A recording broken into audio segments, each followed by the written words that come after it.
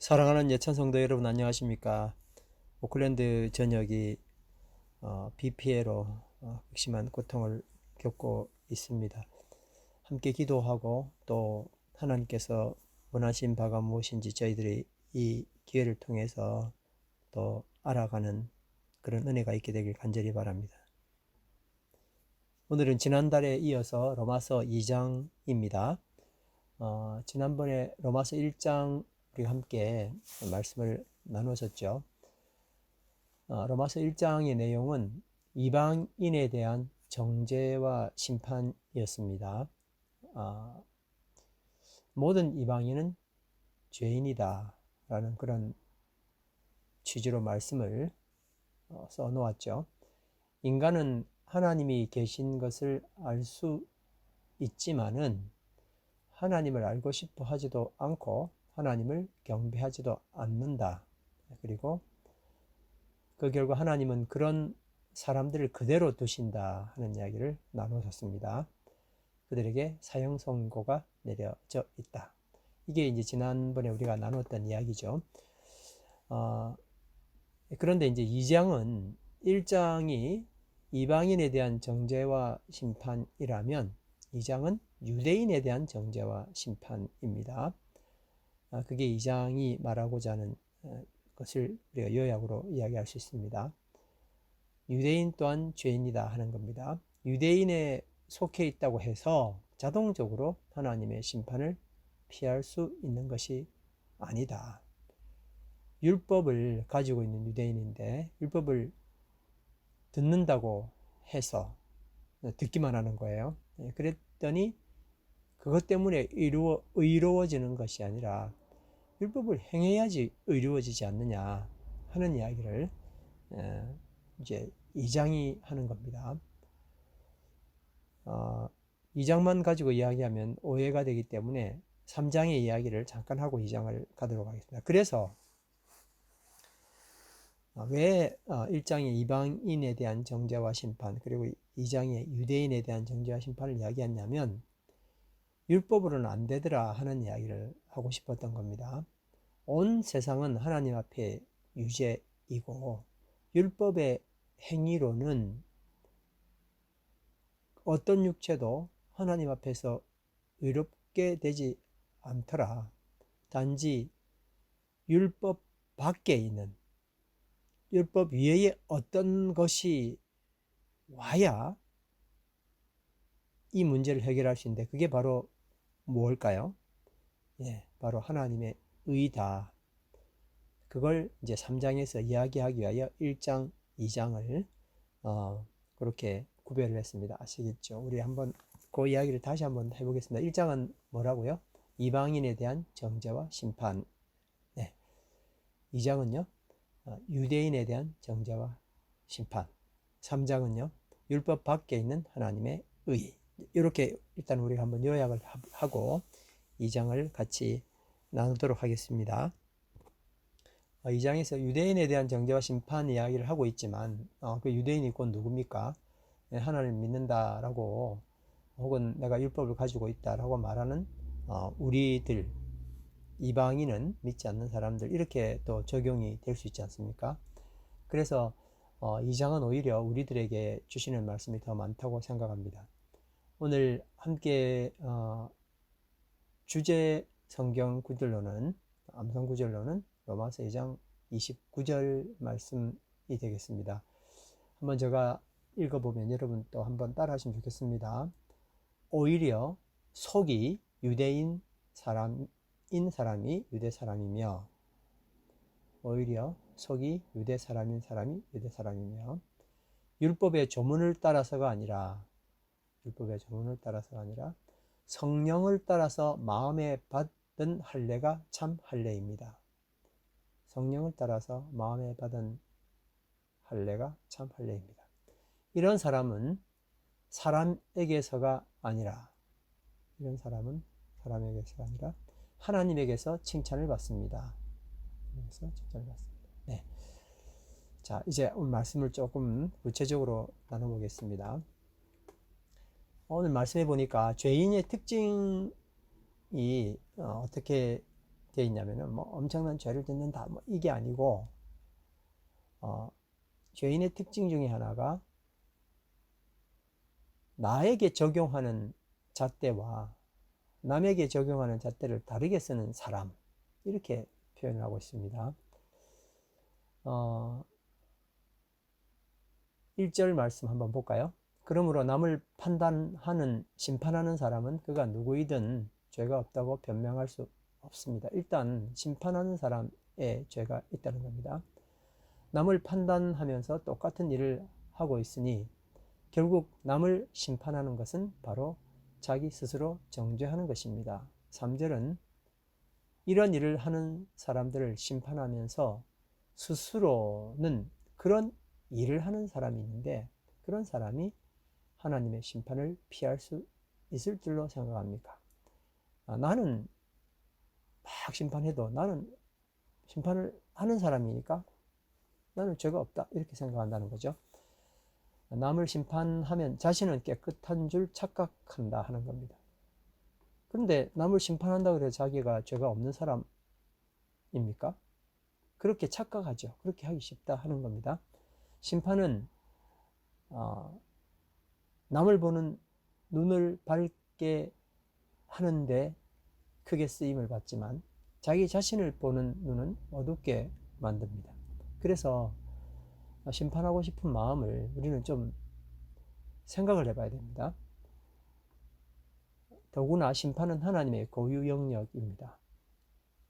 한번 따라 하실까요? 심판은 하나님의 고유 영역이다. 네, 그렇습니다. 심판은 하나님의 고유 영역입니다. 왜 그런지 성경절을 이렇게 말씀하고 있네요. 3절에 우리는 하나님의 심판이 이런 일을 하는 사람들에게 공정하게 내리신다는 것을 알고 있습니다. 6절에는 하나님께서는 각 사람에게 그가 행한 대로 갚아 주실 것입니다. 16절에는 이런 일은 내가 전하는 복음대로 하나님께서 그리스도를 내세우셔서 사람들이 감추고 있는 비밀들을 심판하실 그날에 드러날 것입니다. 심판은 누가 하신다고요? 하나님께서 하시고 하나님의 고유 영역이다 하는 겁니다. 그리고 심판에 하나님께서 심판하시는 1차 목적이 있는데 회개를 위해서 내가 심판한다 하고 이야기를 하시는 거예요. 어디서 그런 이야기가 나옵니까? 요나서에서 그 이야기가 나오죠. 하나님이 당장 왜 심판하지 않습니까? 하고 요나가 질문한 겁니다. 그때 하나님께서는 요나서를 통해서 뭘 가르쳐 주냐면 내가 심판을 선포하는 이유는 회개다 그렇게 말씀하셨죠. 회개. 그런데 사람들이 심판을 선포하는 이유를 뭐로 보통 생각할까요? 네, 그 심판을 함으로 멸망받으라고 이야기하는 겁니다. 그래서 이제 우리가 남을 판단하는 이유도 멸망받았으면 하고 판단하죠. 그 이유가 만약에 회개라면 좀 달라지겠죠. 그래서 오늘 어떤 말씀보다도 우리가 붙들어야 될 말씀은 내가 누군가를 심판하려고 하는 그 마음 자체를 먹는 것도 문제고 그래서 자꾸 남은 잘 보이는데 내가 안 보이도록 만드는 것이 이 심판입니다. 그리고 이게 다 죄인의 참 그 고유한 모습인 거예요. 그래서 하나님의 심판의 이유가 물론 이제 맨 마지막의 심판이라는 것은 혹은 하나님 이미 심판을 선고한 건 멸망이에요. 그런데 지금 우리에게 하나님께서 지속적으로 기회를 주시는 이유는 심판을 선포하고 너 그러면 안 돼 라고 만약에 말을 한다면 그건 뭐예요? 회개가 목적이거든요. 하나님의 자녀에게는 회개가 목적입니다. 이제 그게 4절에 나오는데 더구나 하나님께서 인자하심을 베푸셔서 사람을 인도하여 회개하게 하신다는 것을 알지 못하고 오히려 하나님의 풍성하신 인자하심과 관용하심과 오래 참으심을 업신여긴다는 것을 말하니 될 말입니까? 라고 말하고 있습니다.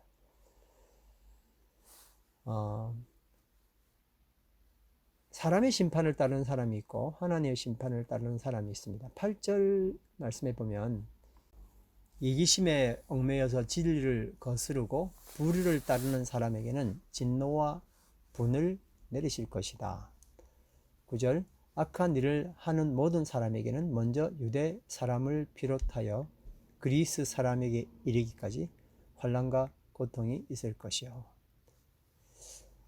네, 하나님의 심판을 따르는 사람은 7절에 보면은 참으면서 선한 일을 하여 영광과 존귀와 불멸의 것을 구하는 사람에게는 영원한 생명을 주신다 그랬습니다. 10절에는 선한 일을 하는 모든 사람에게는 먼저 유대 사람을 비롯하여 그리스 사람에게 이르기까지 영광과 존귀와 평강이 있을 것이다 이렇게 말씀하셨습니다. 유대인들은 하나님을 자랑하고 율법을 가진 것을 자랑하고 할례 받은 것을 자랑합니다. 그런데 문제가 있다 이렇게 이야기를 하죠. 21절에서 24절 말씀 한번 제가 보겠습니다. 그렇다면 그런 사람이 남은 가르치면서도 왜 자기 자신은 가르치지 않습니까? 율법이 있고 하나님을 자랑하는데도 불구하고 도둑질을 하지 말라고 설교하면서 왜 도둑질을 합니까? 간음을 하지 말라고 하면서도 왜 간음을 합니까? 우상을 미워하면서도 왜 신전의 물건은 훔칩니까? 율법을 자랑하면서 왜 율법을 어겨서 하나님을 욕되게 합니까? 율법은 자랑하면서도 하나님을 욕되게 하는 것은 율법을 어기는 거거든요. 왜 율법을 자랑하면서 어기느냐? 23절 말씀해 보니까 율법을 어겨서 하나님 욕되게 하는 이유는 28절에 겉모양으로 유대 사람이라고 해서 유대 사람이 아니요 겉모양으로 살에다가 할례를 받았다고 해서 할례가 아닙니다 하고 말씀하십니다. 타락이라는 것은 본질을 벗어나는 것이죠. 그래서 진짜보다는 가짜에 열광하고 내면보다는 외면에 신경을 씁니다. 그러니까 내면을 성찰하기보다는 드러내기를 좋아할 수밖에 없고 또 세상은 어차피 그런 것으로 움직여지지 않습니까? 나는 대단한 율법을 가졌다고 겉모양으로 그렇게 이야기하지만 본인 스스로는 그 대단한 율법이 주는 맛은 전혀 모르는 겁니다. 사람들은 자기 자신을 포장하는 데 익숙합니다. 좋은 포장지에 쌓이면 당연히 내용도 좋습니까? 그렇게 생각하는 거예요. 좋은 포장지에 쌓여 있으면 내용은 좋을 것이다. 또 나쁜 포장지에 쌓여 있으면 당연히 내용도 나쁠 것이다. 이렇게 생각하는 사람이죠. 그런데 포장은 그거 아니라 그럴 수도 있다 생각하지만 사람은 29절 말씀해 보니까 속이 유대 사람인 사람이 유대 사람이라는 거예요. 말씀에. 아무리 겉이 화려하다 할지라도 겉모습으로 율법을 가지고 있고 할례를 받았다 할지라도 겉으로는 안 된다는 겁니다. 속이 유대 사람이어야 한다는 겁니다. 율법의 조문을 따라서가 아니라 성령을 따라서 마음에 받은 할례가 참 할례라 하는 겁니다. 율법의 조문에는 할례를 받으라고 되어 있으니까 무슨 방법으로든 하면 되지만 성령을 따라서 마음에 할례를 받아야 된다는 겁니다. 이런 사람은 사람에게서가 아니라 하나님께 칭찬을 받는다 이렇게 말했습니다. 죄인의 특징은 방어입니다. 방어는 두 가지가 있는데 하나는 공격적인 방어고 다른 하나는 수비적인 방어입니다. 공격적인 방어는 심판이고 수비적인 방어는 밖으로 뭔가를 잔뜩 붙여내는 거죠. 겉을 화려하게 만든다는 겁니다. 말하자면 할례든가 율법 같은 거겠죠. 아무튼 이게 내 자신하고 연결을 한번 해보면 생각할 것들이 꽤 많아질 겁니다.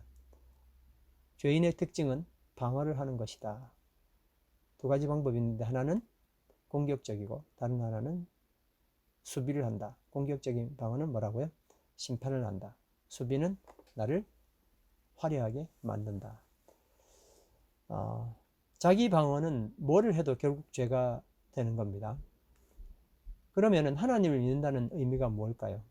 내가 더 이상 나를 방어하지 않는다 하는 겁니다. 참, 이건 너무 복음 아닙니까? 아니, 방어 안 하면 다 죽죠. 나를 어떻게 살려냅니까? 이것을 그동안 우리가 그렇게 해왔죠. 근데 왜 복음이 방어하지 않는 거냐 하면 하나님이 나를 방어하시기 때문에 그렇습니다. 복음이라는 것은 나를 방어하지 않고 하나님이 나를 방어하신다는 것을 믿고 그걸 체험해내는 겁니다. 오늘 죄인의 특징에 대해서 우리가 쭉 이야기를 했는데 이것이 바로 죄인의 특징이고 왜 하나님께서 우리에게 복음이 되셨는지를 다시 한번 살펴볼 수 있게 되었습니다. 그리스도 예수의 종인 나는 나를 방어하라고 부르심을 받은 것이 아니라 하나님의 복음, 즉 죄인을 회개시키기 위해 따로 세움을 받았습니다. 여러분 한번 따라 해보시겠습니까? 자기 이름을 부르면서 합니다. 그리스도 예수의 종인 나 누구누구는 시작. 나를 방어하라고 부르심을 받은 것이 아니라 하나님의 복음, 즉 죄인을 회개시키기 위해 따로 세우심을 받았습니다. 아멘. 기도드리겠습니다. 사랑하는 아버지 하나님, 우리는 정말 별 수 없는 죄인입니다. 죄의 성량을 늘 가지고 있고, 그리고 정말 그 성량은 우리를 지배하고 있습니다. 마치 중력처럼 우리는 그쪽으로 끌려가고 맙니다. 우리는 늘 내 자신을 방어하기 위해서 공격적으로 혹은 수비적으로 일상을 그렇게 살아갑니다. 무슨 말을 들으면 우선 나를 방어하기 위해서 심판을 하게 되고요. 그리고 또 나를 방어하기 위해서 나는 이런 사람이야 라고 또 자기를 치장합니다. 너무 적나라합니다. 너무 내 모습이고 우리의 모습입니다. 복음으로 찾아오신 하나님, 당신께서 오늘 우리에게 더 이상 방어하지 않아도 된다는 말씀을 해주십니다. 내가 너에게 너의 모든 치부를 가려주고 너를 덮어주고 너의 모든 문제를 해결하리라 말씀하신 것, 그래서 죄의 근본적인 면에 저희가 접근하지 아니하도록 주께서 길을 열어주신 것을 인해 감사합니다. 하나님, 오늘도 그 길을 따라가기를 간절히 바랍니다. 하나님, 저희는 부족합니다. 또 눈 뜨면, 그리고 누군가가 나에게 무슨 말을 하면 우리는 바로 방어합니다. 심판하면서 또 내 자랑하면서 이 연약한 모습을 피차간에 바라보며 그것을 가지고 또 심판하지 않고 이해할 수 있게 하시고 그 부족한 죄인의 모습을 통해서 하나님께서 회개하라 말씀하시는 그 모습들을 우리가 우리 스스로 발견할 수 있게 하시고 그래서 기쁘게 되기를 원합니다. 회개에 이르도록 말하는 그런 귀한 언어가 우리 입에서 나오게 되길 바랍니다. 하나님, 로마서 2장 말씀을 통하여 은혜를 주신 크신 놀라운 사랑에 감사드리며 예수님 이름으로 기도드립니다. 아멘.